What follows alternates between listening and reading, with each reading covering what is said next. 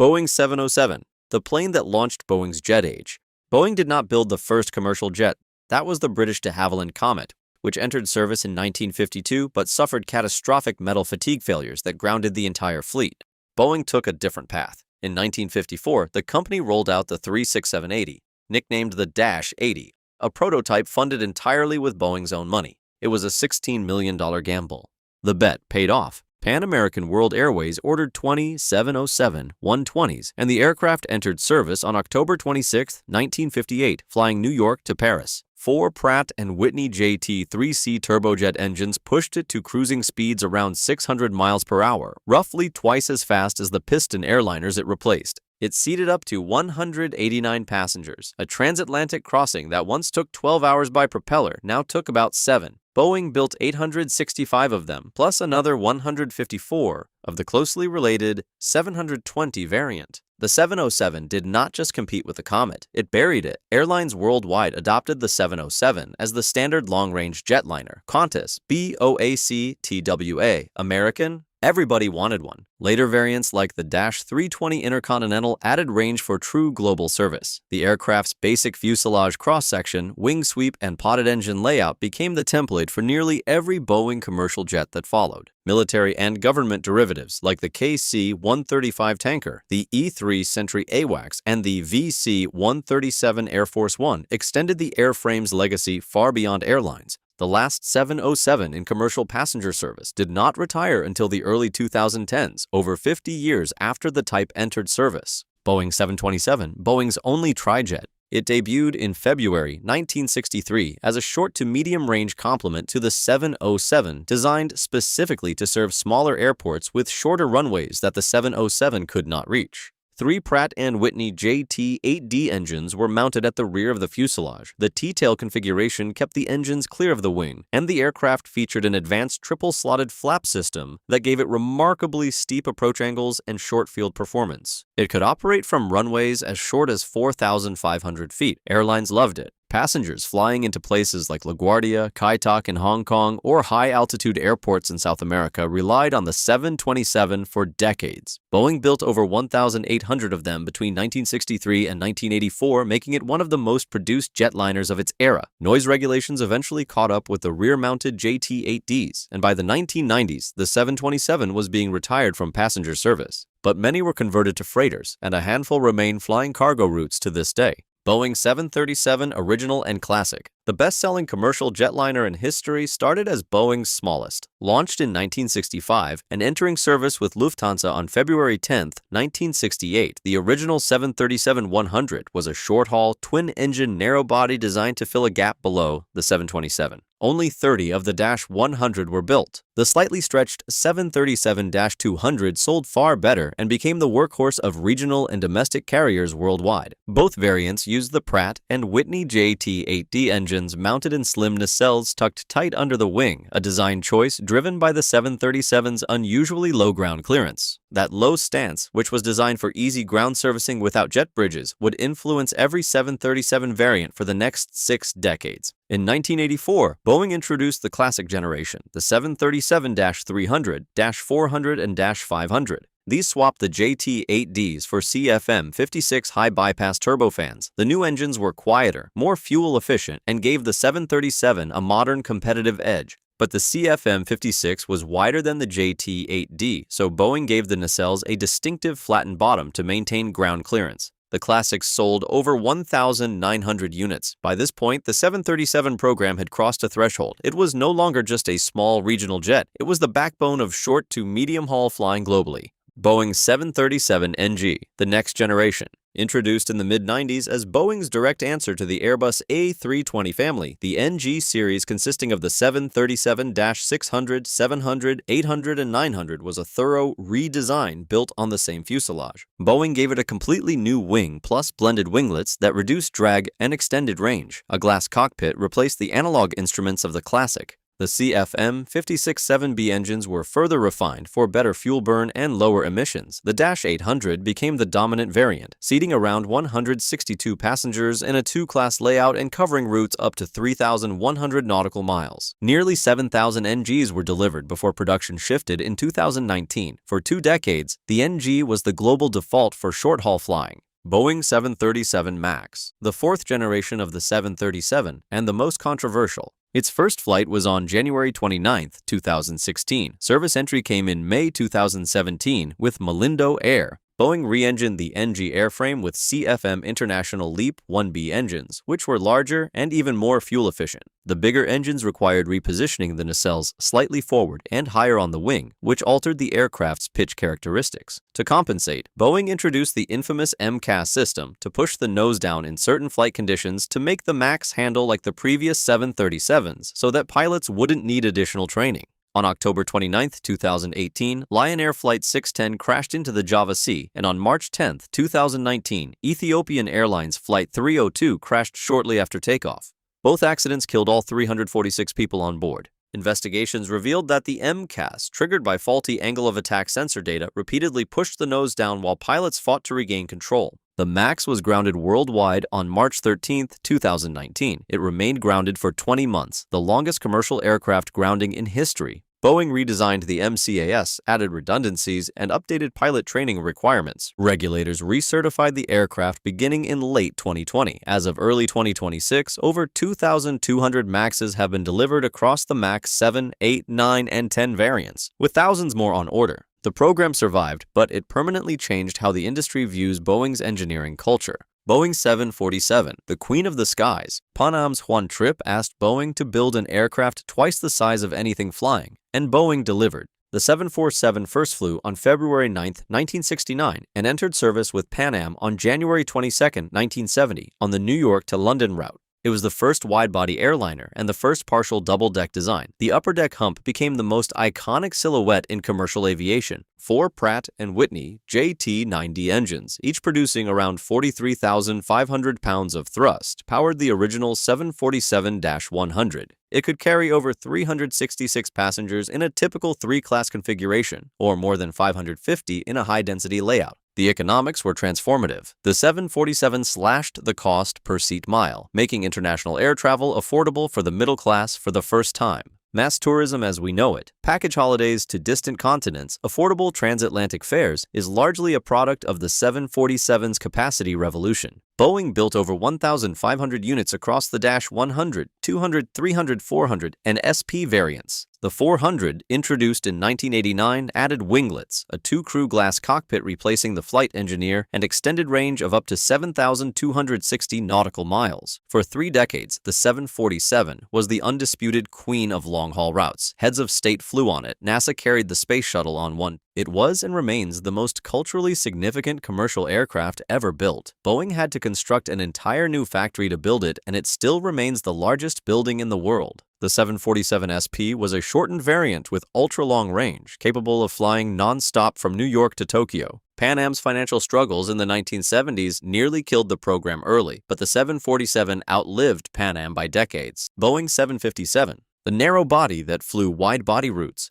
Boeing launched the program in 1978 alongside the 767. The 757 first flew on February 19, 1982, and entered service with Eastern Airlines in January 1983. On paper, it was a 727 replacement, a single-aisle, twin-engine design for medium-range routes. In practice, it was something more. Powered by 2 Rolls-Royce R B211 or Pratt & Whitney PW2000 engines producing up to 43,100 pounds of thrust each, the 757 had a thrust-to-weight ratio closer to a fighter jet than a typical narrow body. It could climb steeply out of noise-sensitive airports, operate from short runways in hot and high conditions, and carry up to 239 passengers in the stretched Dash 300 variant. The Dash 200 became the standard, seating around 200 in a typical layout. Its party trick was ETOPS certified transatlantic range in a narrow-body package. Airlines like Icelandair, American, Delta, and United flew 757s across the Atlantic on thinner routes that couldn't fill a wide body.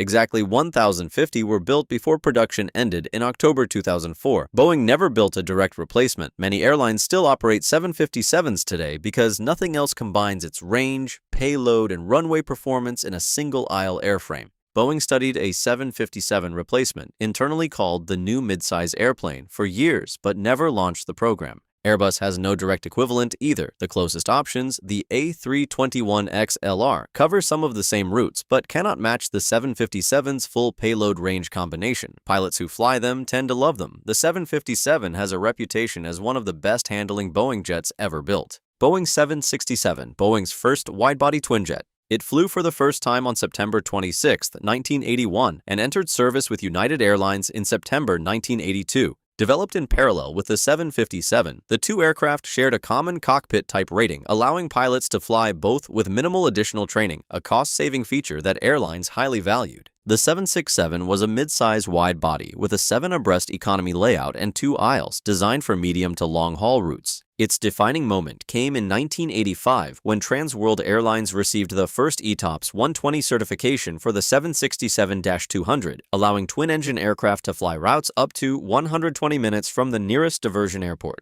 This was the regulatory breakthrough that killed the trijet and quadjet on oceanic routes. Suddenly, a twin-engine 767 could fly across the Atlantic legally and economically. The Dash 300ER became the most popular variant, serving as the transatlantic workhorse for dozens of carriers throughout the 90s and 2000s. Over 1,300 have been built across all variants. The 767 also holds a grim place in history. 2 767s were used in the 9/11 attacks on the World Trade Center. Passenger production has largely ended, but the 767 lives on as a dedicated freighter. FedEx and UPS operate massive fleets, and the 767 is the basis for the KC-46 Pegasus aerial refueling tanker for the U.S. Air Force. Amazon's air cargo division also relies heavily on converted 767-300 freighters. For a type that first flew in 1981, the 767 has had a remarkably long production life. Boeing 777. Boeing's first fly-by-wire aircraft and the largest twinjet in the world when it launched.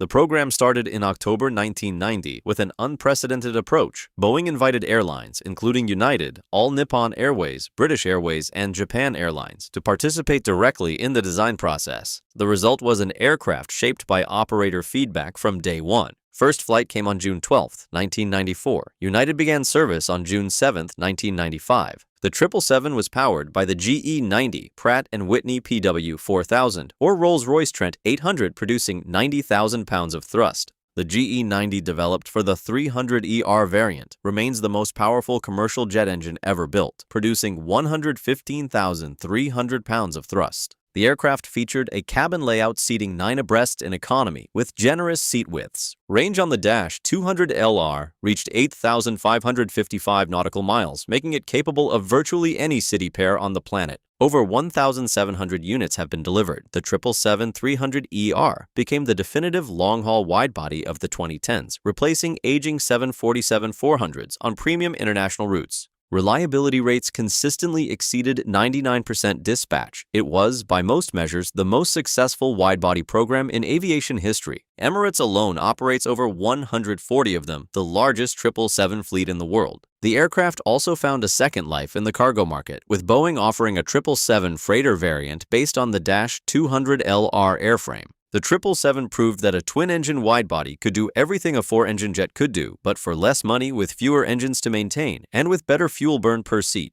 Boeing 777X, the next-generation 777 and the most delayed Boeing program in history. The 777X family consists of 2 variants, the 777-8 and the larger 777-9. The 777-9 first flew on January 25, 2020. Its defining feature is a composite wing spanning 235 feet tip-to-tip, the longest on any commercial aircraft, with folding wingtips that retract on each side for compatibility with standard airport gates. Powered by 2 GE9X engines, the most powerful turbofans ever built, reaching a record thrust of 134,300 pounds of thrust with a fan diameter of 134 inches, wider than the fuselage of a 737. The 777-9 is designed to seat around 426 passengers in a two-class layout with a range of 7,285 nautical miles. The 777-8 sacrifices some capacity for ultra-long range. Boeing initially targeted service entry for 2020. As of March 2026, certification has not been completed, with entry into service now expected around 2026 or 2027.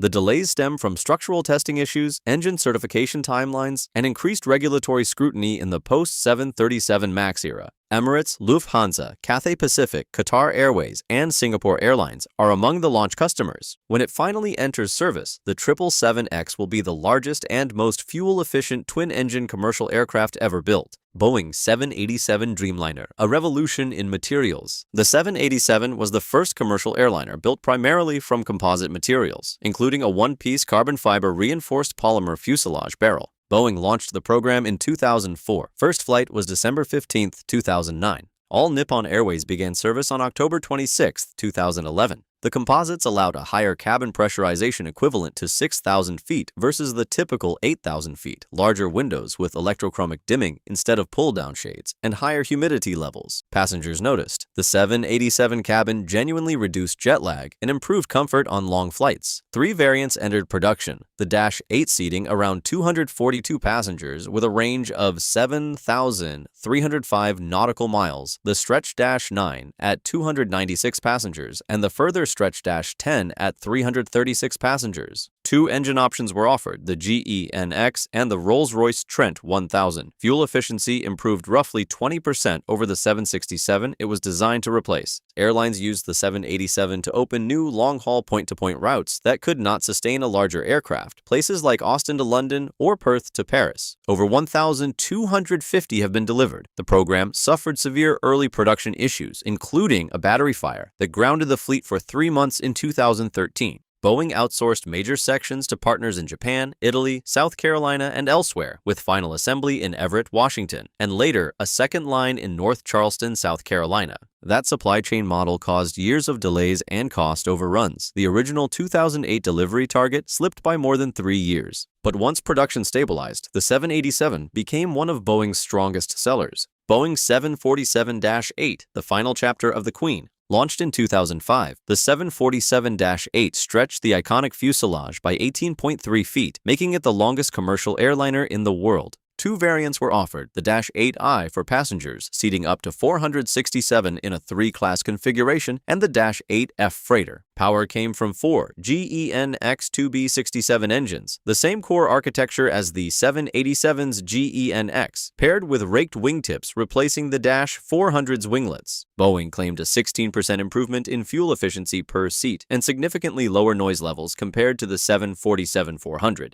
Lufthansa was first to receive the Dash 8i on May 1, 2012. Korean Air and Air China were among the few other passenger operators. The freighter version sold better, with Atlas Air, Cargolux, UPS, and several cargo carriers placing orders. But the market had moved on. Airlines preferred efficient twin-engine widebodies like the 777-A350 or the 787 over 4-engine aircraft with higher fuel and maintenance costs. Only 155 747-8s were built in total. The very last one was a freighter delivered to Atlas Air on January 31, 2023. It marked the end of a production run that began in 1968. Over 50 years of 747 manufacturing finished. Thanks for watching. If you enjoyed, please like the video and suggest new video ideas in the comment section.